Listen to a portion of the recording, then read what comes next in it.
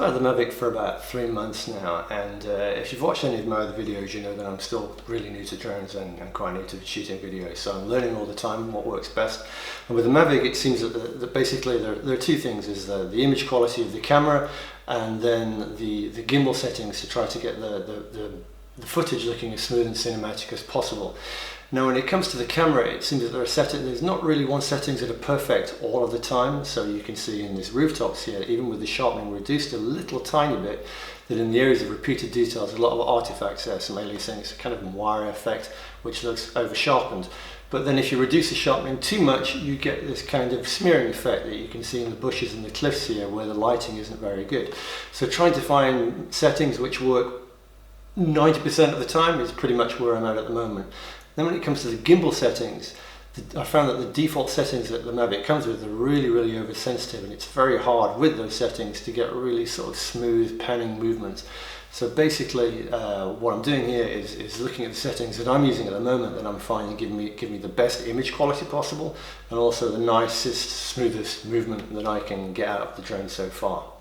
So the first thing I do is go to the camera settings, which are just here, and put the camera onto manual. Now I always shoot in manual and never in automatic because I don't want the exposure to change and get brighter or darker in the middle of a clip. So what I'll do is I'll check the exposure before I start filming, make a pass with the camera, get the appropriate settings, make a pass, and then if I turn around and light levels are different, change the exposure level. And the next thing that we're going to do is go to the camera settings and then go to NTSC PAL, and you'll notice that if the camera is set up in PAL, when we go to the video size, we only have the option of 24 or 25 frames per second. But if we go back and we switch to NTSC, just let the camera reset, which it needs to do whenever you switch between the two, you'll notice that we now have the option of 30 frames per second, which is a little bit more useful. It gives me a little bit of a cushion. If I want to slow the footage down in post-processing, I can slow it down 5 frames per second to 25 frames to 25 FPS, and it gives me that little bit of margin that I can slow the footage down a little bit without it getting jerky. Video format will always have it on MOV, and then white balance, I again always set it manually because I don't want it to change while I'm in the middle of the shot, so I'll change it to sunny or cloudy depending on the weather, and then also maybe choose it custom and select the color temperature manually. And then we come to style, which is where things get a little bit more complicated. I shoot with -1 sharpening and -1 contrast with the saturation at 0, and this works for me for most of the situations. If I'm in, like as I said before, shooting a scene with a repeated pattern with a very high level of detail, like in the roof tiles, then I might lower the sharpening down to -2. The saturation, I'll leave it at 0 because I shoot in Cinelike, which is a little bit desaturated anyway. And then we come to color. I usually go with Cinelike. Now I know a lot of people like art, but for me it's a little bit more washed out, a little bit cooler and bluer. So I tend to go with Cinelike because I like the slightly warmer, slightly more contrasty look. You can see a difference here.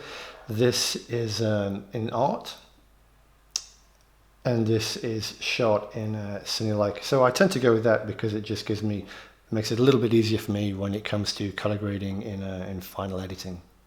Now the next thing that I'm going to have a look at is the sensitivity for the movement of the drone to try to give myself a lot smoother, more cinematic settings. So we do that by going up here in the top right underneath these 3 dots and this top button, and then we select advanced settings.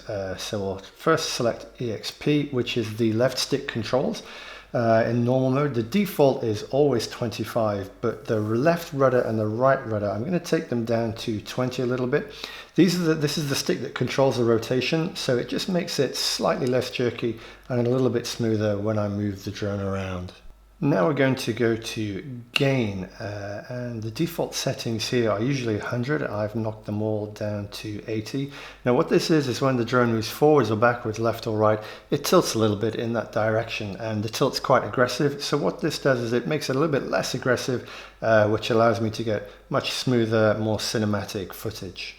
Now, the last thing that I'm going to have a look at is the gimbal control on the camera. And again, we get that from in the top right here, then this button here, and then we go to advanced settings once again. And these are the defaults. And you'll notice that when I move the camera backward, up and down, it's very fast, it's very jerky, it's hard to get like a nice smooth movement. So we can change that by going to the settings and looking at the gimbal pitch speed, which we're going to take from the default 30 down to around 10 or maybe a little bit lower.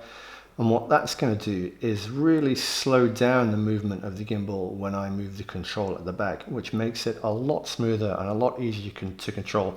But you can still see that at the end of it there's a little bit of a jerk when it gets to the end of the travel. So we can change that as well by changing the smoothness from 0 up to around 20. And what that means is when I stop moving the gimbal control, it slowly comes to a stop very, very smoothly. When I let go of it, it just takes a few seconds for it to stop, which just makes it a lot easier to get very smooth, very unjerky panning shots, and it's just a lot nicer and a lot more cinematic in feel. Now you can still use the 5D button to alternate quickly from looking down and then flicking it forward to look straight up again. So you can have that quick change, but with the gimbal control, it's still nice and smooth to give us a lot smoother, a lot nicer looking shots. There are also a couple of accessories that I found really useful. The first is a sun hood, because I've noticed in some of the footage that I shot earlier, when the sun's at a particular angle to the drone, as the light comes through the rotors of the drone, it gives you a flickering effect that you can see in this clip here. And what sun hood does is it cuts quite a lot of the light. It stops a lot of the light from hitting the lens sideways and the light that's coming through the rotors. Now the sun hood basically goes in place of the gimbal cover. It clips on really, really easily, and you can see that when I turn the camera a little bit, you can see the shadow going over the lens there. That's keeping the sun off. So just to compare, this is without the hood, and you can see there's a lot of flickering on the left as the sun comes through, passes through the rotors and hits the lens. This is with the hood, and you can see it's a lot nicer. There's no flickering, and it really, really works in this situation. But it's not all good news. Those shots were done with the drone in tripod mode, doing very slow movements. But you can see here when you're doing much faster movements, then the hood starts to come into the edge of the shot. This happens when you're moving forwards and also when you're panning sideways from side to side. So you kind of have to pick and choose when you're going to use it. It's a useful thing, but again, it's not a complete solution. Now another thing that I've bought is this raised landing gear, which is very cheap. You can get it from Amazon. I'll put a link in the description. And what it does is it just clips on really easily onto the front two legs and then onto the back, and it raises the height of the Mavic a little bit off the ground. I tend to hike a lot and take it out with me to places like rocky beaches and stuff like that. While taking it off quite easy, landing it in rocky or uneven ground is a little bit stressful because you always think you're gonna smash the rotors or whatever. And these are really, really useful for bringing it in to land in places where I'd normally not be a little bit concerned about whether I could get it down without breaking it. One thing that I haven't used yet is ND filters, even though I know a lot of people recommend them. So one of the reasons for that is that a lot of the things I've read online is that when you put the ND filters on the end of the camera, it makes the camera difficult to calibrate. You have problems calibrating when you turn it on.